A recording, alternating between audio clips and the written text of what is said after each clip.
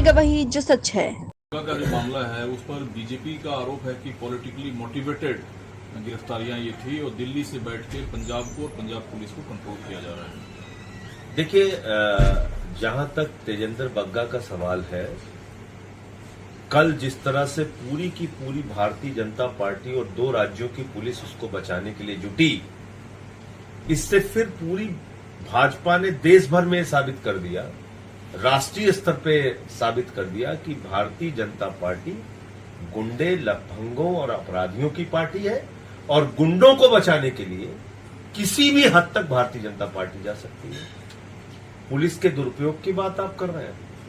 Police के दुरुपयोग पर जब भाजपाई बोलते हैं तो ऐसा लगता है कि ओसामा बिन लादेन अहिंसा पे उपदेश दे रहा है। भाजपाई बोलेंगे। आप बताइए, दिल्ली के मुख्यमंत्री के ऑफिस में सीबीआई का छापा, उनके घर पे सीबीआई का छापा, उप मुख्यमंत्री के घर पे सीबीआई का छापा, स्वास्थ्य मंत्री के ऊपर सीबीआई का छापा, सारे मिनिस्टर्स के ऊपर ईडी सीबीआई का छापा, 35 एमएलएस को पकड़ के गिरफ्तार करके जेल में डालने का काम भारतीय जनता पार्टी की पुलिस ने किया। और तो और छोड़ दीजिए, हमारे एक विधायक है सोमनाथ भारती, उनके कुत्ते को पकड़ने के लिए 40 पुलिस वालों को भेजा था बीजेपी वालों ने। ये बात करेंगे पुलिस के दुरुपयोग की। 9 एफआईआर मेरे खिलाफ एक दिन में बाबा जी ने की, योगी जी ने एक दिन में 9 एफआईआर, और राष्ट्रद्रोह का मुकदमा मेरे खिलाफ लिखा, 23 मुकदमे मेरे ऊपर लिखे, पार्टी का दफ्तर बंद करा दिया, पत्नी घर पे थी, पुलिस वालों को भेज के वहां पे धमको आया, मुझे 150 पुलिस वालों के साथ सीतापुर में गिरफ्तार किया। ये लोग पुलिस के दुरुपयोग की बात कर रहे हैं। 5 सम्मन उस अपराधी को भेजा गया, वो नहीं गया थाने में इन्वेस्टिगेशन ज्वाइन करने। आप बताइए, वो एक ऐसा व्यक्ति है बग्गा जिसने देश के सर्वोच्च न्यायालय के परिसर में घुस के प्रशांत भूषण जी को पीटने का काम किया। जो व्यक्ति बंगाल में जाके हिंसा फैलाने का काम करता है, बंगाल से लेके दिल्ली से लेके पंजाब तक जो आदमी हिंसा, नफरत, गुंडई, मारपीट, लफंगई करने का काम करता है, उसको महान योद्धा बताने का काम पूरी की पूरी बीजेपी कर रही है। शर्म नहीं आती इन लोगों को? शर्म नहीं आती?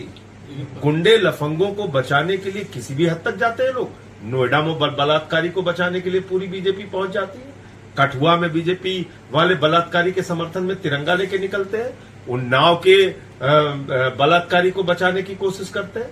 तो पूरे देश में बलात्कारियों, गुंडों, हत्यारों के पक्ष में भारतीय जनता पार्टी खड़ी हो रही। क्या हो गया इन लोगों को? पंजाब पुलिस गिरफ्तार करती है, हरियाणा पुलिस, दिल्ली पुलिस, फिर दिल्ली पुलिस वापस दिल्ली लाती है। आपको लगता है ये मामला अब एक पॉलिटिकल बैटल आम आदमी पार्टी वर्सेज बीजेपी की तरफ बढ़ रहा है? देखिए, ये मामला इस ओर बढ़ रहा है कि पूरे देश के लोगों को ये समझ में आ गया है कि भारतीय जनता पार्टी गुंडे, लफंगों और दंगाइयों की पार्टी है।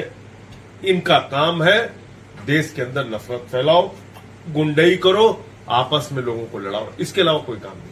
ठीक है। महाराष्ट्र भी पिछले दिनों काफी चर्चा में रहा। शिवसेना संजय राउत का कहना है कि देश में जो सबसे बड़ा मुद्दा है वो महंगाई है। उस पर प्रधानमंत्री से लेकर बीजेपी के बड़े मंत्री और नेता कुछ नहीं बोल रहे हैं, जबकि महाराष्ट्र में हालात खराब करने की कोशिश की गई, हमने उसे हैंडल किया।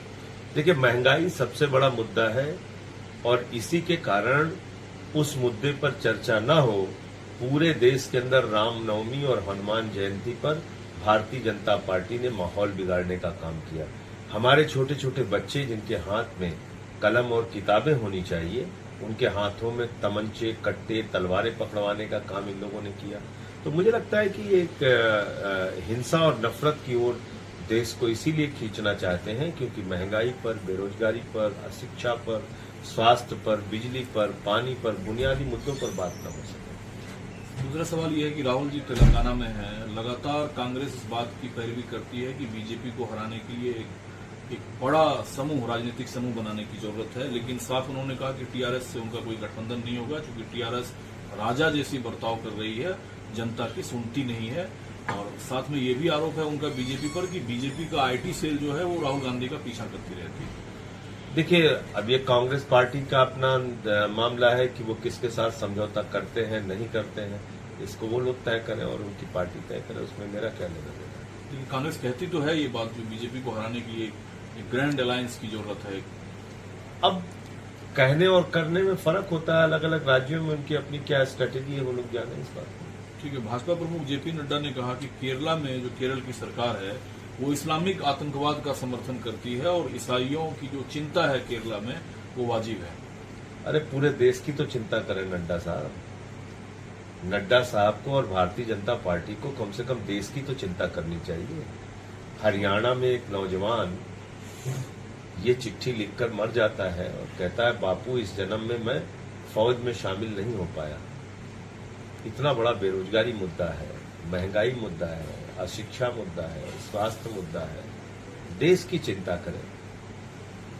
जहां इस्लामिक आतंकवाद पनप रहा है उसके लिए कार्रवाई कीजिए, कौन रोक रहा है आपको? लेकिन अन्य जो मुद्दे इस देश की जनता से जुड़े मुद्दे हैं उस पर कौन बात करेगा? उसकी चिंता कौन करेगा? आपने भी कहा कि बीजेपी एजेंसियों का इस्तेमाल करती है अपोजिशन के लिए। अब पटियाला हाउस कोर्ट ने पश्चिम बंगाल में जो कथित कोयला घोटाले से जुड़े या मनी लॉन्ड्रिंग के जो मामले हैं उसको लेकर अभिषेक बनर्जी और उनकी पत्नी के खिलाफ वारंट जारी किया है। तो कोर्ट की किसी कार्रवाई में मैं क्या बोल सकता हूँ? अच्छी बात है, अगर कोई जांच या कार्रवाई कोर्ट ने आदेश की है उस पर कार्रवाई हो, कोई रोक नहीं लगा सकता।